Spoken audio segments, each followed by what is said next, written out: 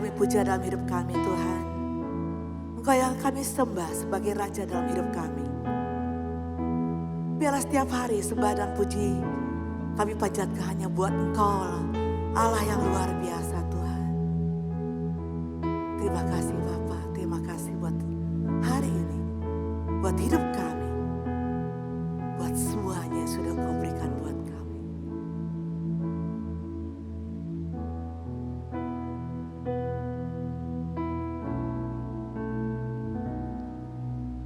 Yesus, kami puja,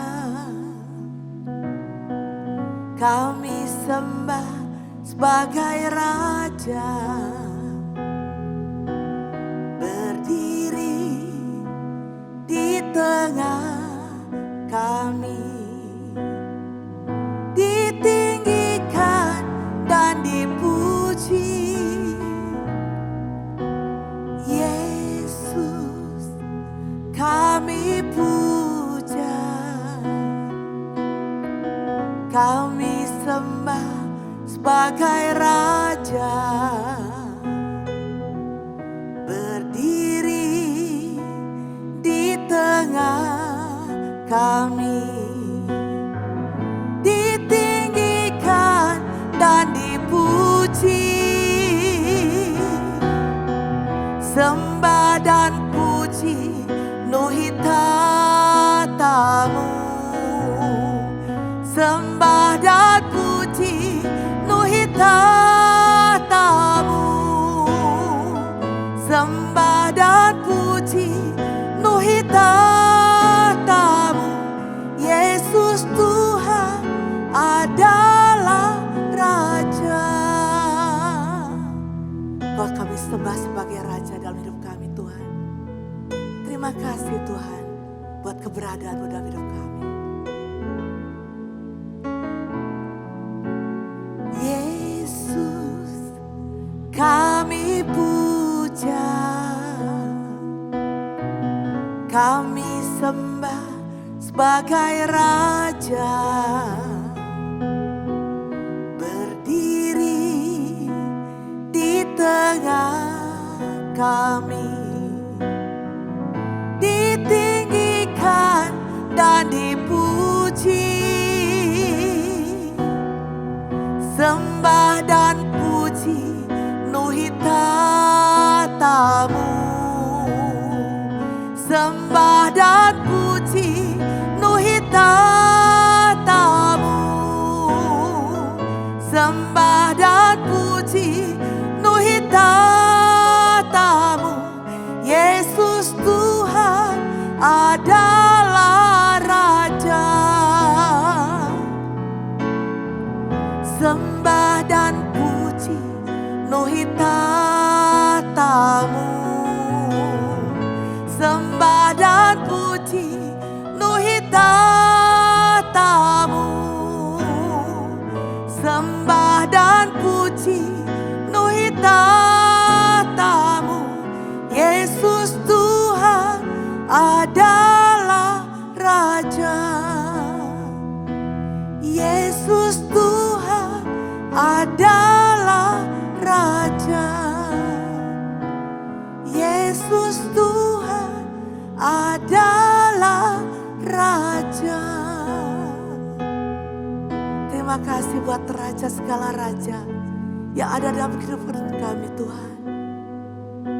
Terima kasih buat hari ini, buat segalanya yang sudah Engkau lakukan buat hidup kami.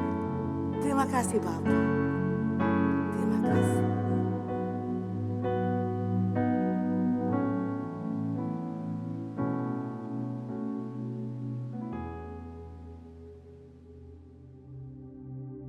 Shalom jemaat yang dikasihi oleh Tuhan. Hari ini saya mengajak kita semua untuk merenungkan kebenaran firman Tuhan di dalam kitab Imamat pasal yang ke-14. Saya mau membaca satu ayat di dalam kitab Imamat 14, ayat yang kedua yang berkata demikian. Inilah yang harus menjadi hukum tentang orang yang sakit kusta pada hari pentahirannya. Ia harus dibawa kepada imam.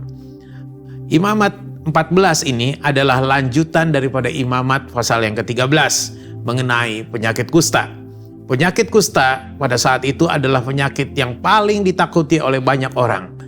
Karena seorang yang mengalami penyakit kusta secara perlahan-lahan akan kehilangan anggota tubuhnya. Dan bukan itu saja, orang yang terkena penyakit kusta juga akan mengalami sanksi sosial oleh masyarakat sekitar. Karena setiap kali mereka berjumpa dengan orang lain, maka mereka akan berkata najis, najis, dan najis. Sehingga orang di sekitarnya mengetahui bahwa mereka menderita penyakit kusta. Dan kemudian orang-orang itu akan menjauh daripada mereka. Jadi, kalau mereka ditanya hal apakah yang mereka inginkan, tentu tidak ada jawaban yang lain kecuali mereka menginginkan kesembuhan. Dan hanya seorang imamlah yang memiliki wewenang untuk menyatakan seorang itu menderita penyakit kusta. Demikian juga seorang imam yang dapat menyatakan dia sembuh dari penyakit kusta. Itulah sebabnya ketika kita melihat peristiwa Yesus menyembuhkan 10 orang kusta di dalam Lukas 17 ayat 11 sampai yang ke-19, Yesus menyuruh mereka untuk pergi menghadap kepada imam di bait Allah. Dan peristiwa yang ajaib terjadi ketika mereka sedang berjalan di perjalanan menuju ke bait Allah, mereka mengalami kesembuhan. Namun yang sangat disayangkan, dari 10 orang yang mengalami kesembuhan itu, ternyata hanya ada 1 orang yang sadar bahwa kesembuhan mereka itu berasal dari Tuhan. Dan orang itu kemudian dia kembali mencari Yesus dan dia mengucap syukur kepada Yesus. Sementara 9 orang lain yang sudah disembuhkan lupa untuk berterima kasih kepada Yesus. Jemaat, bagaimana ketika kita mengalami pertolongan dari Tuhan? Entah itu berupa kesembuhan, mujizat, atau kuasa dari Tuhan. Adakah kita ingat bahwa semuanya yang kita alami itu berasal dari Tuhan?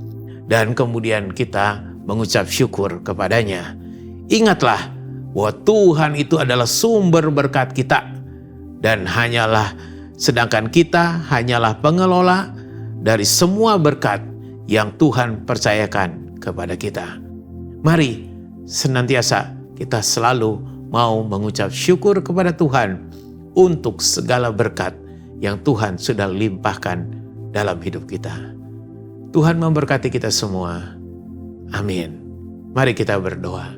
Bapa di dalam surga, terima kasih untuk segala berkat yang istimewa yang Tuhan limpahkan bagi kami setiap hari, setiap saat. Dan ajarlah kami untuk senantiasa mau mengucap syukur untuk berkat Tuhan yang luar biasa dalam hidup kami. Terima kasih Tuhan, terima kasih untuk segala berkat-Mu. Dalam nama Tuhan kami Yesus Kristus, kami berdoa dan kami mengucap syukur. Amin. Tuhan berkati kita. Shalom. Imamat 14. Tuhan berfirman kepada Musa, inilah yang harus menjadi hukum tentang orang yang sakit kusta pada hari pentahirannya. Ia harus dibawa kepada imam, dan imam harus pergi keluar perkemahan. Kalau menurut pemeriksaan imam, penyakit kusta itu telah sembuh daripadanya, maka imam harus memerintahkan, supaya bagi orang yang akan ditahirkan itu diambil 2 ekor burung yang hidup dan yang tidak haram, juga kayu aras, kain kirmizi dan hisop. Imam harus memerintahkan supaya burung yang seekor disembelih di atas belanga tanah berisi air mengalir. Tetapi burung yang masih hidup haruslah diambilnya bersama-sama dengan kayu aras, kain kirmizi dan hisop. Lalu bersama-sama dengan burung itu semuanya harus dicelupkannya ke dalam darah burung yang sudah disembelih di atas air mengalir itu. Kemudian ia harus memercik 7 kali kepada orang yang akan ditahirkan dari kusta itu. Dan dengan demikian mentahirkan dia, lalu burung yang hidup itu haruslah dilepaskannya ke padang. Orang yang akan ditahirkan itu haruslah mencuci pakaiannya, mencukur seluruh rambutnya dan membasuh tubuhnya dengan air, maka ia menjadi tahir. Sesudah itu ia boleh masuk ke dalam perkemahan, tetapi harus tinggal di luar kemahnya sendiri 7 hari lamanya. Maka pada hari yang ke-7 ia harus mencukur seluruh rambutnya, rambut kepala, janggut, alis, bahkan segala bulunya harus dicukur, pakaiannya dicuci, dan tubuhnya dibasuh dengan air, maka ia menjadi tahir. Pada hari yang ke-8 ia harus mengambil 2 ekor domba jantan yang tidak bercela dan seekor domba betina berumur setahun yang tidak bercela dan 3/10 eva tepung yang terbaik diolah dengan minyak sebagai korban sajian, serta 1 log minyak. Imam yang melakukan pentahiran itu harus menempatkan orang yang akan ditahirkan bersama-sama dengan persembahannya di hadapan Tuhan di depan pintu kemah pertemuan. Dan ia harus mengambil domba jantan yang seekor dan mempersembahkannya sebagai tebusan salah bersama-sama dengan minyak yang 1 log itu, dan ia harus mempersembahkannya sebagai persembahan unjukan di hadapan Tuhan. Domba jantan itu harus disembelihnya di tempat orang menyembelih korban penghapus dosa dan korban bakaran, di tempat kudus, karena korban penebus salah, begitu juga korban penghapus dosa, adalah bagian imam, itulah bagian maha kudus. Imam harus mengambil sedikit dari darah tebusan salah itu dan harus membubuhnya pada cuping telinga kanan dari orang yang akan ditahirkan dan pada ibu jari tangan kanan dan pada ibu jari kaki kanannya. Imam harus mengambil sedikit dari minyak yang 1 log itu dan menuangnya ke telapak tangan kiri imam sendiri. Ia harus mencelupkan jari kanannya ke dalam minyak yang di telapak tangan kirinya itu dan sedikit dari minyak itu haruslah dipercikannya dengan jarinya 7 kali di hadapan Tuhan. Dari minyak selebihnya imam harus membubuh sedikit pada cuping telinga kanan orang itu, pada ibu jari tangan kanannya dan pada ibu jari kaki kanannya, di tempat mana darah tebusan salah dibubuhkan. Dan apa yang tinggal dari minyak itu haruslah dibubuhnya pada kepala orang yang akan ditahirkan. Dengan demikian imam mengadakan pendamaian bagi orang itu di hadapan Tuhan. Imam harus mempersembahkan korban penghapus dosa dan dengan demikian mengadakan pendamaian bagi orang yang akan ditahirkan dari kenajisannya. Dan sesudah itu ia harus menyembelih korban bakaran.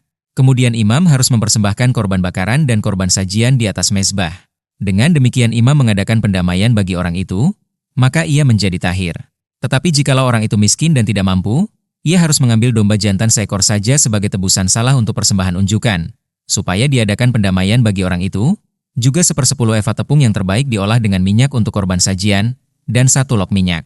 Dan lagi 2 ekor burung tekukur atau 2 ekor burung merpati sekadar kemampuannya, yang seekor harus menjadi korban penghapus dosa dan yang seekor lagi menjadi korban bakaran. Pada hari yang ke-8 ia harus membawa semuanya untuk pentahirannya kepada imam, ke depan pintu kemah pertemuan di hadapan Tuhan. Kemudian imam harus mengambil domba tebusan salah dan minyak yang 1 log itu. Lalu imam harus mempersembahkan semuanya sebagai persembahan unjukan di hadapan Tuhan. Ia harus menyembelih domba tebusan salah dan imam harus mengambil sedikit dari darah tebusan salah itu dan membubuhnya pada cuping telinga kanan orang itu dan pada ibu jari tangan kanan dan ibu jari kaki kanannya. Dan imam harus menuang sedikit dari minyak itu ke telapak tangan kirinya sendiri. Lalu sedikit dari minyak itu haruslah dipercikan oleh imam dengan jari kanannya 7 kali di hadapan Tuhan.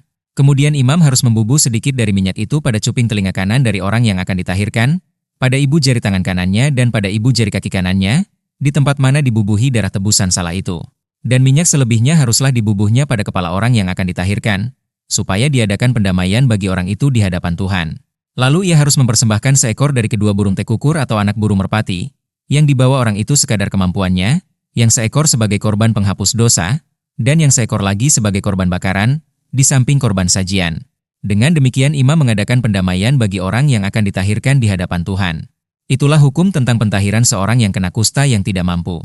Tuhan berfirman kepada Musa dan Harun, "Apabila kamu masuk ke tanah Kanaan yang akan kuberikan kepadamu menjadi milikmu dan aku mendatangkan tanda kusta di sebuah rumah di negeri milikmu itu, maka pemilik rumah itu harus datang memberitahukannya kepada imam. Ada kelihatan seperti tanda kusta di rumahku. Maka imam harus memerintahkan supaya rumah itu dikosongkan, sebelum ia datang memeriksa tanda kusta itu, supaya jangan menjadi najis segala yang ada di dalam rumah itu, dan sesudah itu barulah imam datang untuk memeriksanya.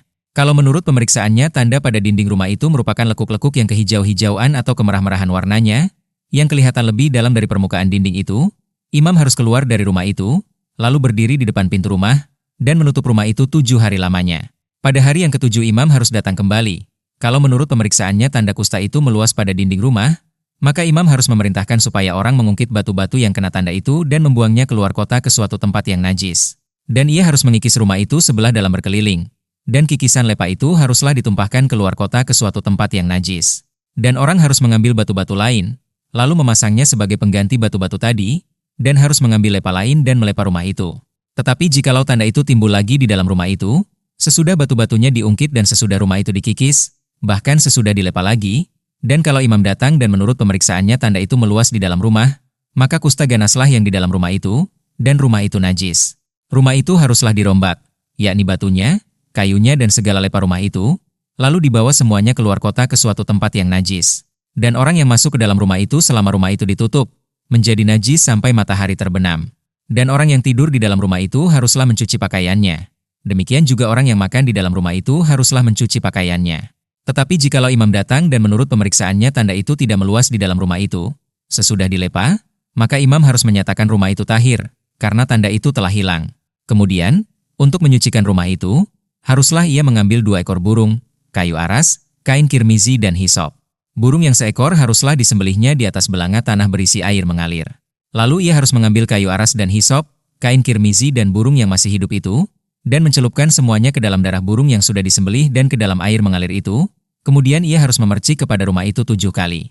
Dengan demikian ia harus menyucikan rumah itu dengan darah burung, air mengalir, burung yang hidup, kayu aras, hisop, dan kain kirmizi. Dan burung yang hidup itu harus dilepaskannya keluar kota ke padang. Dengan demikian ia mengadakan pendamaian bagi rumah itu, maka rumah itu menjadi tahir. Itulah hukum tentang setiap penyakit kusta, kudis kepala, tentang kusta pada pakaian dan rumah, tentang bengkak, bintil-bintil dan panau, untuk memberi petunjuk dalam hal najis atau dalam hal tahir. Itulah hukum tentang kusta.